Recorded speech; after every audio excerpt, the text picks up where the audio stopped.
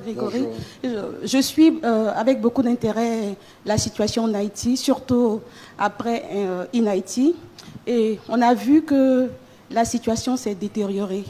Je ne sais pas si c'est un constat, mais enfin, comment vous ressentez-vous le déroulement de la situation? Et puis, quelles sont les directives? Qu'est-ce que Dieu vous dit par rapport à ça? Qu'est-ce qu'on doit faire pour que les choses s'arrangent en fait en Haïti? Parce que c'est vraiment alarmant. Merci pour la question, et c'est touchante. Perspective générale. Perspective générale. Chez nous, il y a un proverbe qui dit « Quand il fait plus noir, quand c'est vraiment ténébreux, cela veut dire que le soleil va se lever. » Donc c'est ce... Je ne dirais pas, c'est pas juste un sentiment, c'est la foi que j'ai, et c'est également la foi du peuple de Dieu, dans l'œuvre de Dieu, donc dans tout ce qui se passe en Haïti. Jésus avait dit à Pierre, Satan t'a réclamé pour te cribler comme un froment, mais j'ai prié pour toi afin que ta foi ne se défaille point.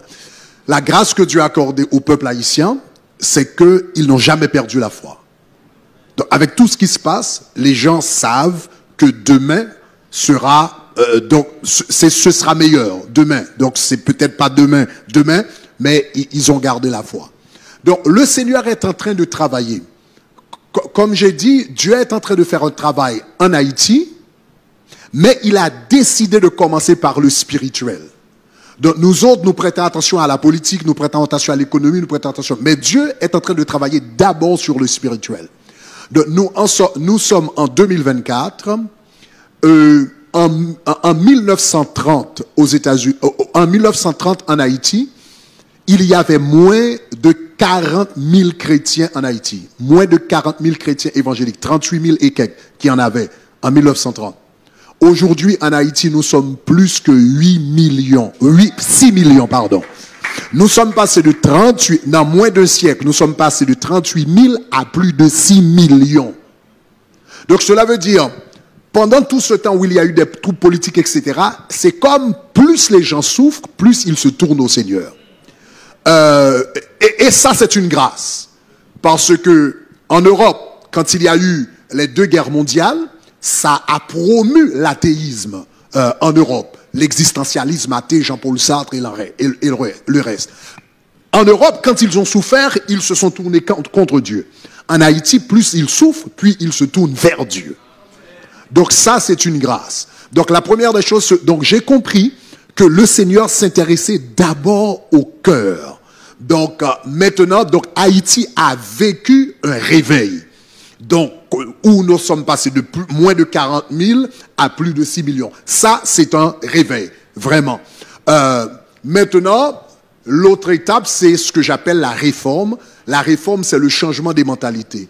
Mais les mentalités ne peuvent pas être changées si les individus ne sont pas sauvés d'abord. Donc, la première étape, le Seigneur l'a déjà fait. C'est vraiment, ou est en train de le faire, c'est gagner des cœurs. C'est ça. Donc, ça se fait sur le plan spirituel. Donc, on trouve des chrétiens à tous les niveaux maintenant. Maintenant, il y a des transformations de la mentalité qui doivent se faire par l'enseignement. Mais moi, qu'est-ce que le Seigneur m'a dit particulièrement? Ce que je suis en train de faire maintenant, et ça, j'ai appris de Pasteur Sanogo en 2018, quand on a fait la croisade.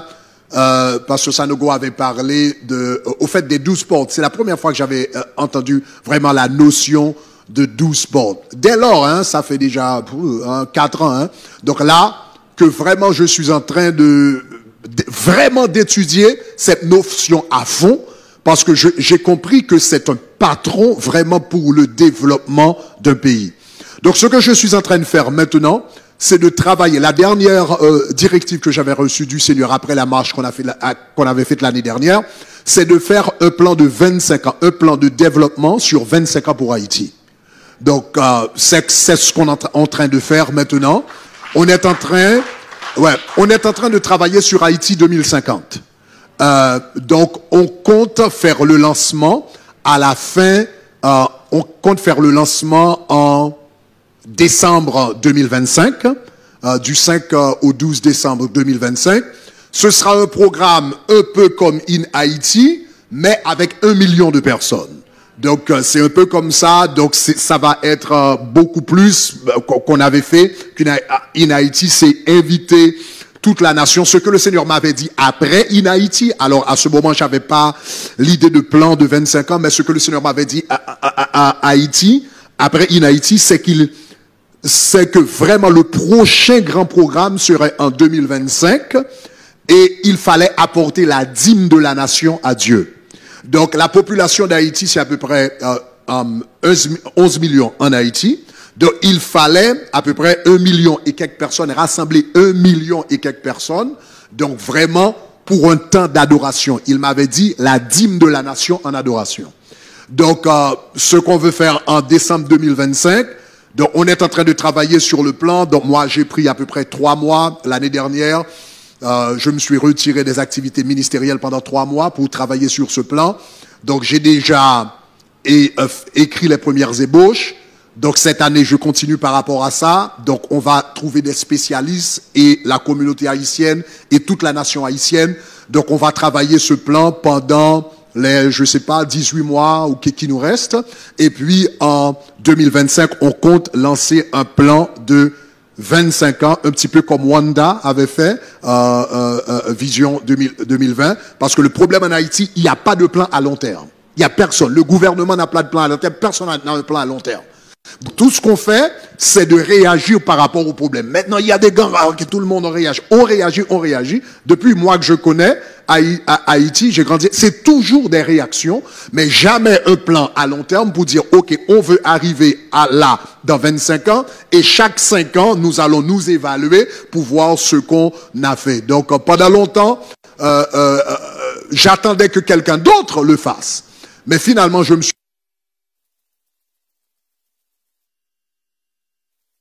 mais comme je me suis rendu compte que à un moment je suis arrivé à la conviction, bon, étant donné que c'est moi qui ai compris ça, donc c'est moi qui ai la responsabilité de le faire, évidemment, donc on va le partager avec tout le monde, donc c'est un peu ça. Mais le Seigneur va faire son travail et amen. Merci. Amen. Alors ça va nous donner vraiment de porter Haïti en prière, le pasteur Grégory l'a dit, il dit, le Seigneur a dit à Pierre, j'ai prié pour toi afin que ta foi ne défaille point. Quand tu seras relevé, affermis tes frères. Donc le Seigneur nous a annoncé, et j'ai aimé vraiment le proverbe, parce que c'était le thème de la campagne In Haïti. Haïti, soleil bon Dieu, rivé sous vous. C'est-à-dire le soleil se lève. Et le soleil est en train de se lever, il va se lever. Et nous voulons terminer ce moment vraiment nous souvenons de Haïti. Donc, là où le péché a abondé, les ténèbres a abondé, la grâce a surabondé. Et en même temps, je voyais un pasteur parmi nous qui m'amène aussi à vouloir faire une prière pour bénir l'Algérie. Amen. Et puis pour prier pour tous les pays où l'Église, les chrétiens passent par des moments très difficiles. Voilà. Donc, on va se souvenir aussi de l'Algérie, de prier pour cette nation. On a un de nos frères qui est de là-bas, qui nous a fait un peu l'actualité de ce qui se passe. Et nous voulons prier Dieu pour tous les chrétiens d'Algérie, pour toutes les personnes, afin que, voilà, que l'œuvre de Dieu continue de croître dans cette nation, en Haïti et dans toutes les nations concernées. Et on va en même temps terminer. Père Céleste, que ton nom soit béni, que ton nom soit glorifié. Je veux te dire merci pour ce partage de ta parole. Merci pour les questions qui ont été posées. Merci pour ce temps avec tes serviteurs. Merci pour ces instants. Nous terminons ce moment par cette question, c'est vrai, de Lala, qui était venu à point nommé, pour nous permettre de prier pour ce sujet qui tient à cœur particulièrement à ton fils, le pasteur Grégory, mais qui nous tient aussi particulièrement à cœur, nous, ici, parce que bien avant 2018, tu nous as mis le fardeau de Haïti. Et nous voulons te prier afin que cette nation connaisse ta paix et que ton soleil qui est annoncé se lève. Pas pour rentrer, pour mettre Haïti encore dans un cycle de perpétuel recommencement, mais pour le lancer cette fois-ci vers la voie de son développement, de sa prospérité à tous égards. Je bénis ton nom pour ce témoignage puissant que ton fils vient de rendre, pour ces conversions massives qu'il y a aujourd'hui en Haïti. Nous croyons que ce mouvement de réveil va s'amplifier avec le temps dans le nom de Jésus. Et nous croyons que la mentalité, oh Dieu, est en train d'être formatée. Il y a ce que les hommes voient, il y a ce que tu fais. Apprends-nous à voir tes œuvres et non pas celles de l'actualité, mais à voir l'actualité spirituelle. Que Haïti soit béni. Haïti, soleil bondier, rivé sous vous. In the name of Jesus, au nom de Jésus.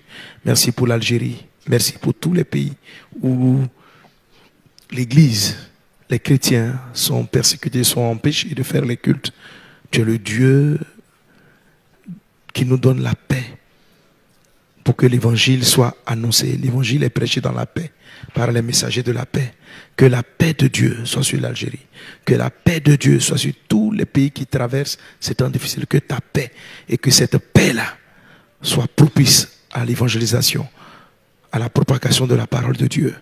Merci Seigneur pour ce que tu fais. Merci pour ces nations qui sont bénies. À toi l'honneur, la gloire, la louange au siècle des siècles. Merci pour ces temps de partage. Au nom de Jésus. Amen.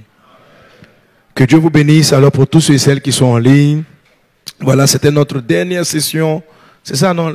C'était le dernier c'est partage. Le dernier c'est partage. On se retrouvera donc l'année prochaine à SPAC 2025 avec des prochains c'est partage. Mais avant cela, on se retrouve tout à l'heure au stade de l'université pour notre, je dirais presque mini-veillée de plénière. Amen. Mais c'est pas terminé, c'est pas que n'est pas fini. Il y a encore demain, samedi 23, à partir de 10h, un enchaînement de bénédictions de paroles sur la grâce divine qui seront déclarées par nos différents orateurs. Amen. Et puis, le dimanche, plusieurs d'entre eux seront dans nos assemblées. Voilà. Donc, ne manquons pas ces différents programmes. Que Dieu vous bénisse. Que la grâce et la paix du Seigneur soient avec vous. Amen. Une acclamation, les serviteurs.